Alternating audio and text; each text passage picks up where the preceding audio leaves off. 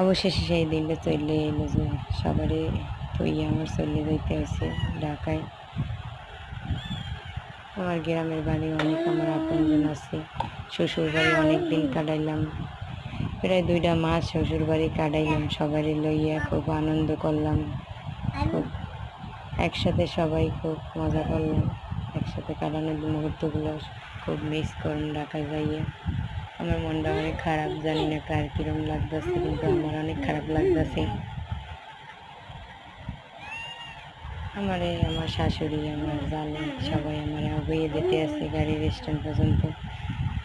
আমি হাঁটতেছি আর মনে মনে ভাবতেছি আবার কতদিন পরে আমি এই দেশে সবার লাগে আবার দেখা হইবে। সবাই হয়তো মনটা অনেক খারাপ করতে আছি, আমার মনটা অনেক খারাপ লাগতেছে।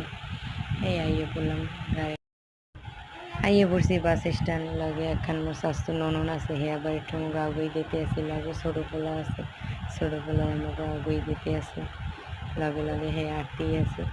হে আবার পরে আমরা যাওয়ার পরে যে কাঁদছে, অনেক কাঁদছে ছোটো মার লেগিয়া। ছোটো মায়ের খুব ভালোবাসি, আমি হারে ভালোবাসি, আমি হারে অনেক মিস করবো ঢাকা যাইয়া। হেরে আমি কইতে পারি, কেটা কতদূর মনে হরবে জানি না, আমি অনেক মনে হর মোর পোলাটা। আইয়ে পড়ছি বাস স্ট্যান্ডে, আমি বাসে ওঠার লেগে অপেক্ষা করতে আছি। এদিকে সবাই মানে